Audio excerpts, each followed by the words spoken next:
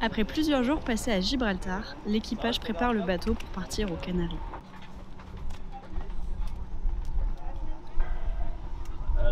Ça y est, selon notre routage, nous partons pour 6 jours de navigation dans des conditions météo incertaines.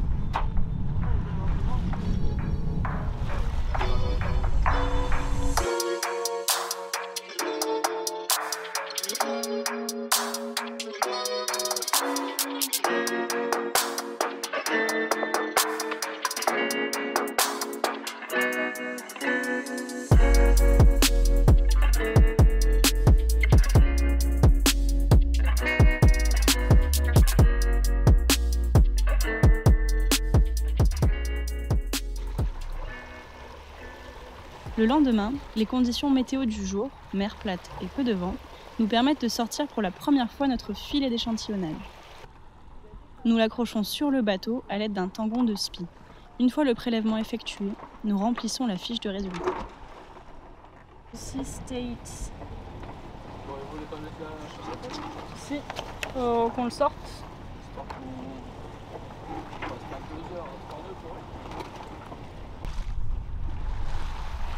Plus tard, nous avons eu la chance de croiser le chemin de plusieurs dauphins venus jouer avec notre voilier. Là, il y en a 4. Wow. Ils sont magnifiques. C'est beau. Yes! Ils sont magnifiques.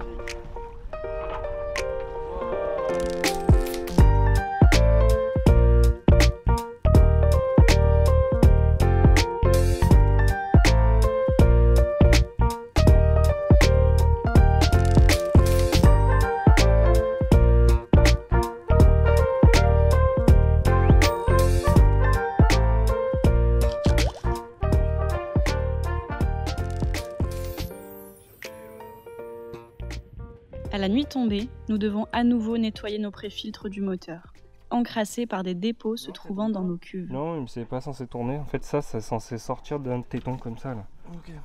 Tu vois quoi? C'est pas facile, hein. Ben, une mèche, peut-être pas, mais... En vrai, je prends une clé à laine, non? Une petite clé à laine.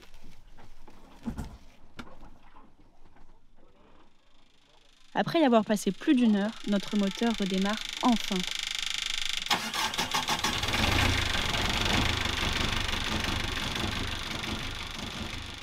Malheureusement, le lendemain, nous serons confrontés à un problème beaucoup plus grave. Alors que nous avancions à 10 nœuds sous spi dans un vent relativement fort, une drosse de barre à roue a rompu, entraînant la perte de contrôle de notre safran.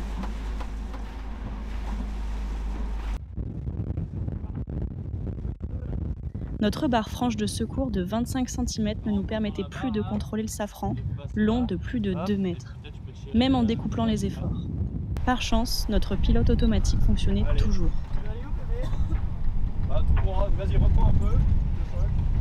PB, très ingénieux, trouva une solution consistant à remplacer le câble de la drosse par du Dynéma. On va faire le même chemin. Je pense que dans la roue, dans le secteur de barre, là, ça s'appelle le secteur de barre, ça. Dans le secteur, le Dynéma qu'on a, la grosse tresse de 10, ça devrait passer. On va devoir faire des épissures et un lashing bien tendu qu'on fera sur ce tendeur là. Ça devrait le faire.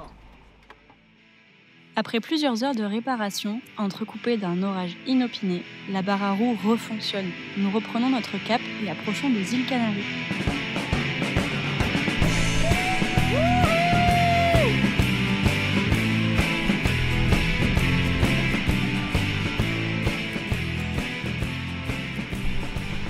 Et après presque 6 jours de navigation, nous arrivons à Arrecife sur l'île de Lanzarote.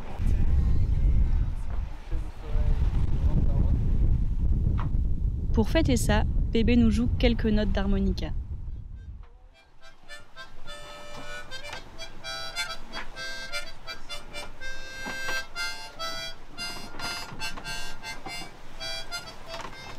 Et c'est malheureusement ici que nous disons au revoir à PB et à sa fameuse relation à la nourriture.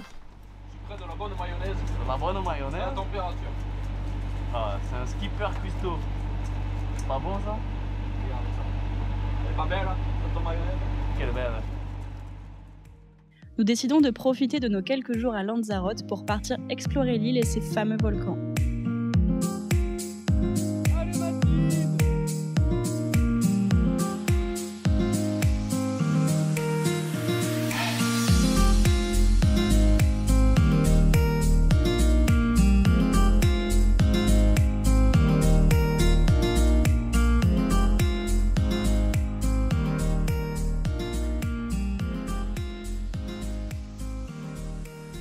Après le stop à Lanzarote, nous levons l'ancre en direction de Las Palmas, le chef-lieu de Grande Canaria. Pour cette nave, nous embarquons à bord Bruno, un Français hyper sympa rencontré au Jolly Roger, le bar des pirates d'Arrécif.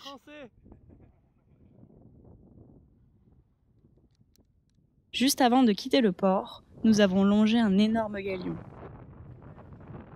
Sous un somptueux coucher de soleil, Bruno décide d'offrir quelques notes de musique au Red Cloud.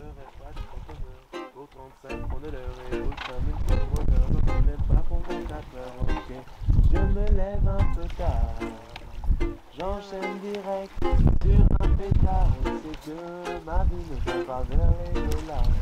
Je pourrais me rapporter ma guitare, ma vie n'est qu'une utopie.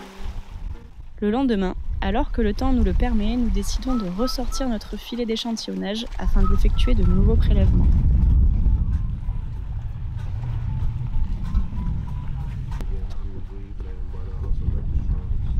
Ça y est, nous arrivons à Las Palmas après 30 heures de navigation sans embûches. Nous avons dans un premier temps décidé de mouiller en face d'une plage. Des dizaines de bateaux partagent l'emplacement avec nous. Notre équipe a profité de son escale pour continuer ses missions associatives en organisant une dépollution dans un parc de la ville.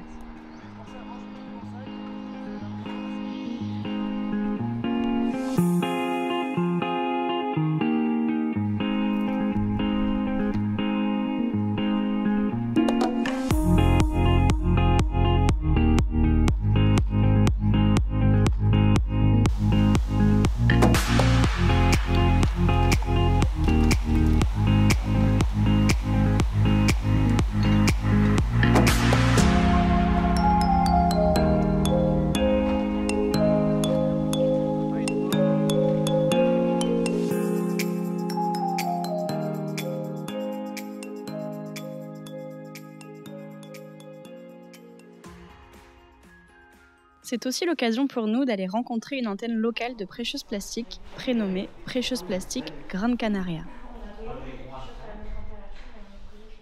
Là-bas, nous travaillons avec Miguel, fondateur de cette dernière.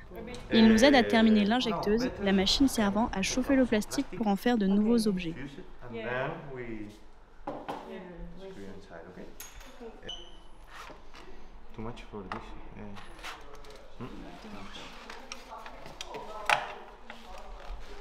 D'ailleurs, nous vous préparons une petite surprise avec lui. Sí, hola, Mati. Soy Miguel Carrasco, soy de Gran Canaria, de España, y estudié ingeniería, eso así como me presento, y soy un ecologista empedernido. Une fois la machine terminée, nous décidons de profiter des bons contacts locaux de notre hôte pour acquérir des moules.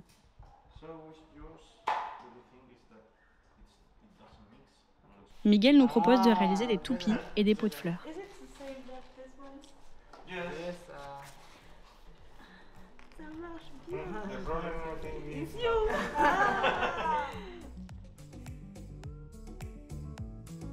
Dans quelques jours, si nos tests PCR nous le permettent, nous dirons au revoir aux îles Canaries pour partir vers le Cap Vert.